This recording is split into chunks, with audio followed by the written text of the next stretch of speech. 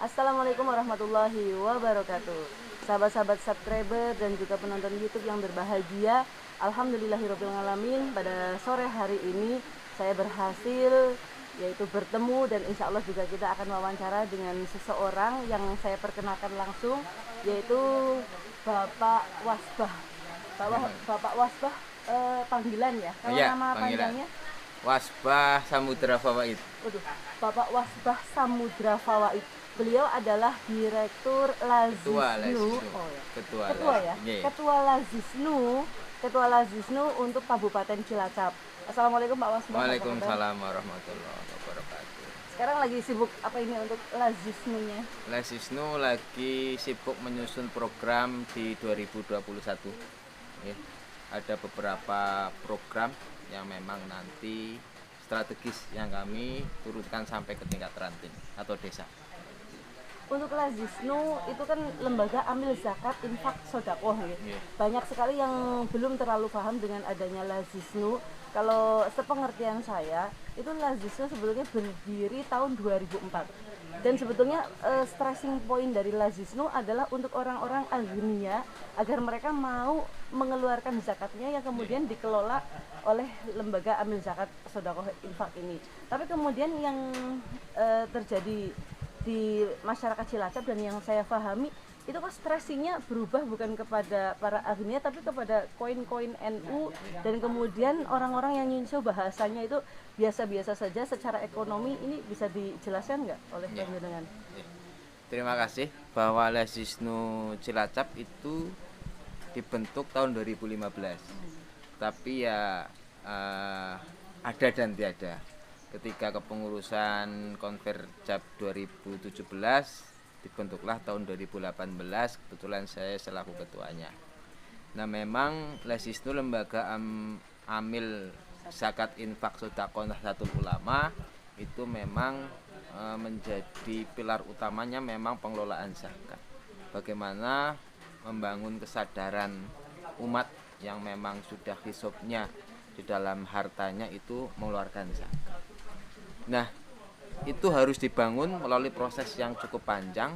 Maka dari itu bahwa infak dan sedekah tetap kami program-program itu kami keluarkan. Salah satunya adalah Koin NU. Memang Koin NU itu program infak yang simple, praktis. Bisa infak setiap hari dari uang-uang receh yang tidak dimanfaatkan ataupun yang kadang cenderung terabaikan. Itu kami sediakan kaleng ataupun kotak bagaimana masyarakat bisa berinfak setiap hari. Dan alhamdulillah ternyata respon dari masyarakat luar biasa. Karena orang yang tidak mampu pun, orang yang kurang pun bisa berinfak di situ. Yang akhirnya sudah 14 bulan ini berjalan, alhamdulillah Koin NU sudah menembus angka 1 miliar satu bulannya, dan sudah di 250 desa di 22 kecamatan, melibatkan 1.200 relawan, dan sekarang sudah 60.000 muntik ataupun orang yang berinfak. Nah ini kalau misalnya saya melihat yang jauh ya, saya kan googling itu kalau awalnya Lazisnu itu sebetulnya untuk bisa bagaimana ngopiak-ngopiak orang-orang yang kaya agar zakatnya itu bisa dikeluarkan kemudian dikelola oleh Lazis, tapi kemudian jenengan Lazisnu Cilacap itu malah justru mengejar yang biasa-biasa saja, bahasanya malah justru orang-orang yang jauh lah secara ekonomi berkecukupan. Apa itu nyusung ya, bukan dolim itu? Gimana? Ya, terima kasih. Bahwa memang zakat adalah untuk orang yang mampu dan orang yang sudah nisabnya hartanya, dan itu perlu proses pemahaman dan kesadaran yang cukup panjang. Bahwa zakat, kalau saya berprasangka baik saja, mereka pun mengeluarkan, walaupun dikeluarkan tidak lewat lembaga ataupun langsung kepada masyarakat di sekelilingnya, itu sah-sah saja. Nah, kami lembaga mencoba hadir ke mereka menjadi solusi dengan program-program yang kami adakan. Nah, NU Lazisnu Cilacap mengeluarkan program Koin NU itu pun tidak keluar dari frame Lazis, yaitu ada infak dan sedekah. bahwa infak dan sedekah itu adalah peluang untuk beribadah. Ya, itu tidak harus orang kaya atau orang miskin. Orang yang hartanya sudah nisab atau belum. Bahkan Rasulullah pun ketika menganjurkan ketika dia berinfak bersedekah di kala sempit itu akan menjadi amal ibadah yang luar biasa. Ini yang kami sodorkan program. Apabila memang orang tidak mampu itu tidak mau berinfak, ya nggak masalah. Tapi kami mencoba memberikan sarana untuk mereka berinfak. Dan itu seikhlasnya. Apabila mampu sehari 500, apabila tidak berinfak pun tidak apa-apa. Nah, ini tidak tergantung pada nisab kayak zakat. Kalau zakat kan sudah ada nisabnya jelas. Misalkan 90 gram emas itu nisabnya, terus 2,5% itu wajib. Kalau infak sedekah kan tidak wajib. Dan itu banyak tujuan, ada yang untuk tolak bala lah, untuk menambah pahala, untuk memudahkan rezekinya sesuai janji-janji Allah yang sudah ada. Nah, itu pun nanti dikembalikan ke masyarakat sesuai program seperti itu. Tapi upaya-upaya dari Lazisnu untuk penyadaran terhadap para agnia pengusaha-pengusaha yang ada di Cilacap untuk bisa masukkan zakatnya ke Lazis, ada upaya-upaya apa? Banyak. Yang pertama tentunya kami sosialisasi, ya. Kami melakukan program-program yang strategis dan kami publiskan dan kami sodorkan ke baik corporate, perusahaan ataupun ke perorangan. Itu kami sodorkan. Nah, berbagai dinamika yang ada yang memang merespon positif dengan terus mengeluarkan zakat ke Lazisnu, ada yang memang maaf mas sudah kami keluarkan masing-masing, sudah kami keluarkan di masyarakatnya, itu nggak apa-apa. Tapi ada juga yang memang belum membayar zakat, mas saya mau membayar zakat tapi tidak bisa menghitung, itu kami coba solusikan. Tapi maaf ya, saya tidak berzakat ke Lazisnu tapi ke masyarakat, ya nggak apa-apa, bahwa kami adalah tidak hanya sebagai lembaga penghimpun tapi lembaga edukasi di zakat, infak dan sedekah. Kami berkewajiban menyampaikan, mengingatkan terhadap kewajiban umat. Masalah itu dijalankan ataupun dia dijalankan secara sendiri, bahwa kewajiban kami pun itu sudah kami keluarkan, sudah kami sampaikan seperti itu. Intinya sosialisasi itu tetap ada kepada para agnia. Terus kemudian yang saya tanyakan juga, ketika dari ormas-ormas kemudian dari banom-banom NU sudah mengeluarkan koin-koin, kemudian juga sudah berhasil menggerakkan koin, ini apa yang kira-kira didapatkan oleh para banom-banom itu atau mungkin tenaga-tenaga yang untuk mensupport koin NU itu? Bahwa dalam program Lazisnu itu terutama di koin NU ada dua program utama. Yang pertama adalah program penguatan kelembagaan, ya, itu internal Nahdlatul Ulama, lembaga dan bank. Yang kedua adalah program sosial. Program sosial adalah kepentingan program itu adalah untuk masyarakat, agar kebutuhan secara sosial masyarakat NU hadir di situ, dan untuk memunculkan trust terhadap masyarakat bahwa Lazisnu mengelola dana ini betul dan tersalurkan. Nah, berbicara dengan penguatan kelembagaan ini, kayak misalkan di tingkat PC.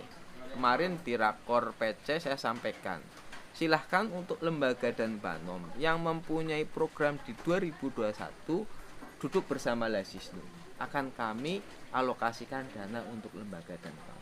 Tapi memang harus menyusun program, tidak by proposal. Kami mengutamakan dengan lembaga dan program adalah sinergisitas, membangun satu kebersamaan terhadap program. Misalkan kemarin dengan LKNU 2021 LKNU kami anggarkan 270 juta untuk LKNU, yaitu program kesehatan gratis. 270 juta selama 1 tahun? 1 tahun, ya.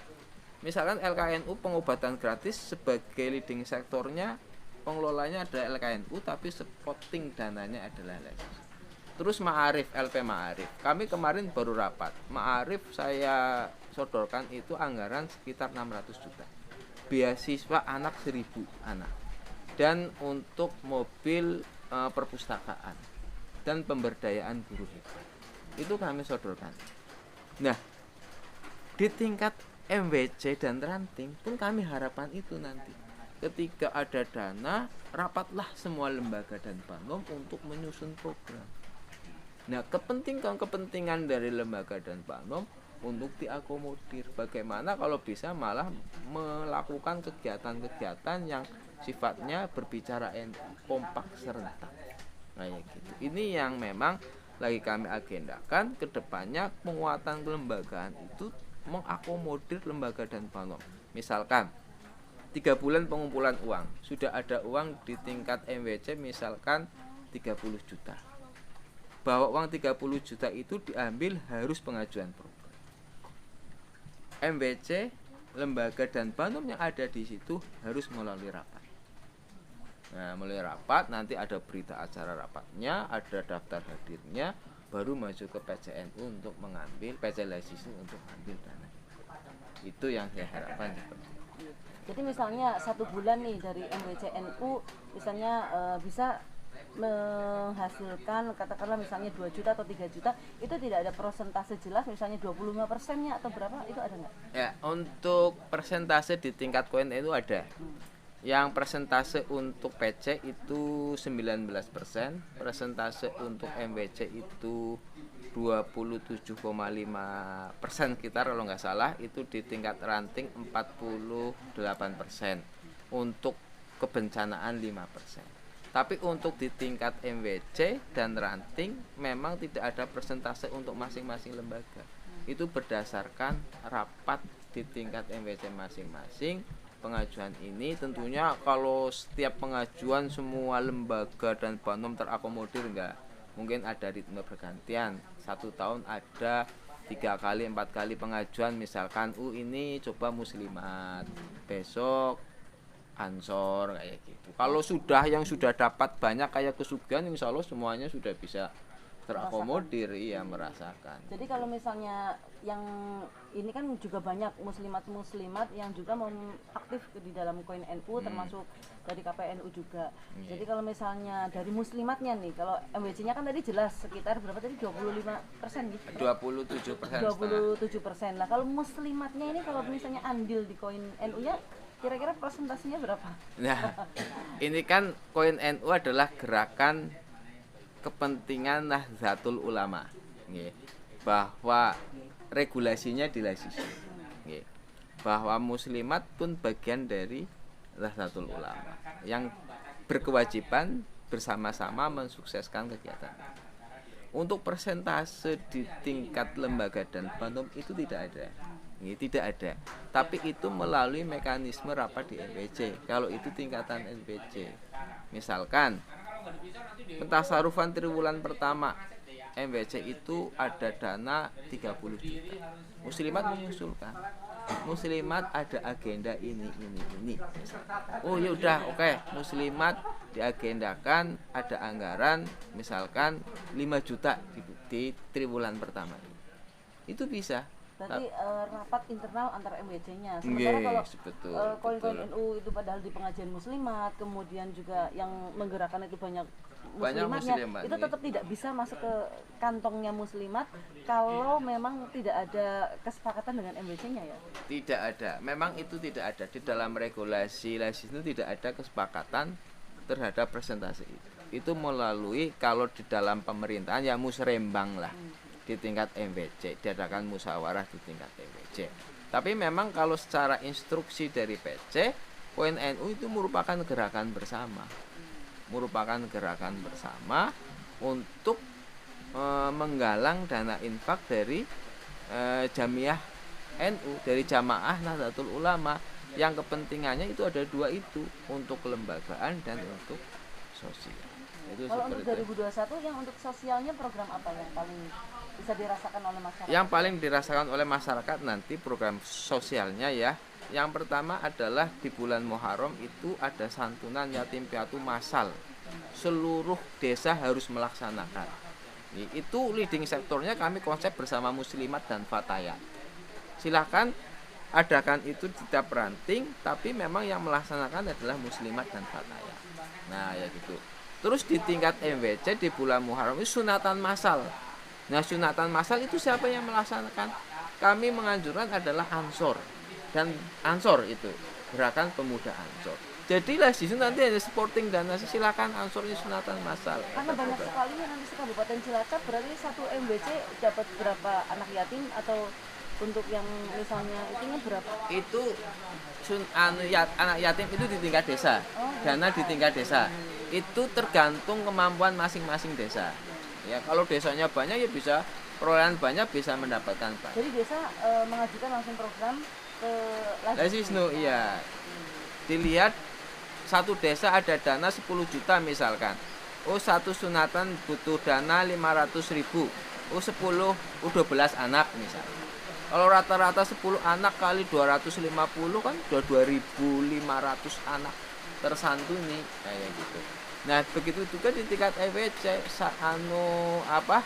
untuk sunatan massal seperti itu. Itu terus di hari santri itu adalah beasiswa 1.000 siswa yang berbasis di MI dan di madrasah. Leading sektornya adalah LP Ma'arif. Nah, karena kami harus bersinergi dengan lembaga dan bangun di tingkat Nahdlatul Ulama. Terus di bulan Ramadan itu santunan sosial untuk duafa.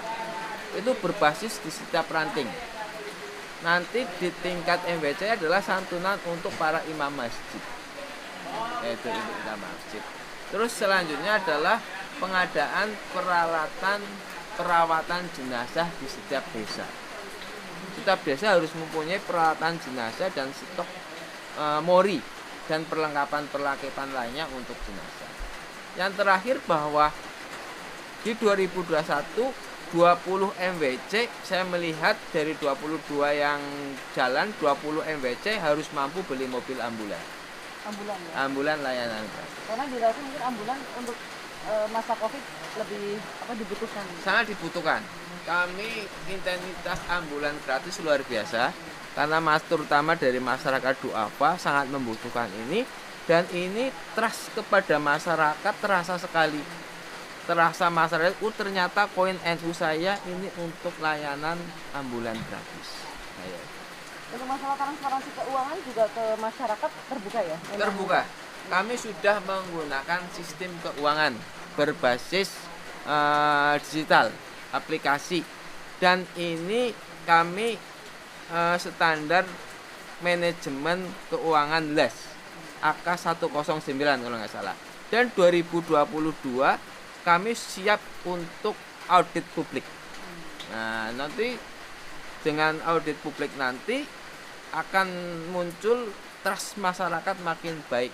Transparansi keuangan, ada notif SMS di koin NU itu, ada penginputan, transparansi keuangan, laporan kami lengkapnya. Karena kami berkewajiban laporan ke Basnas, terus ke BW Lazisnu dan ke PP Lazisnu, dan kepada lembaga-lembaga di luar internal itu yang memang menginginkan laporan, dan kami siap itu.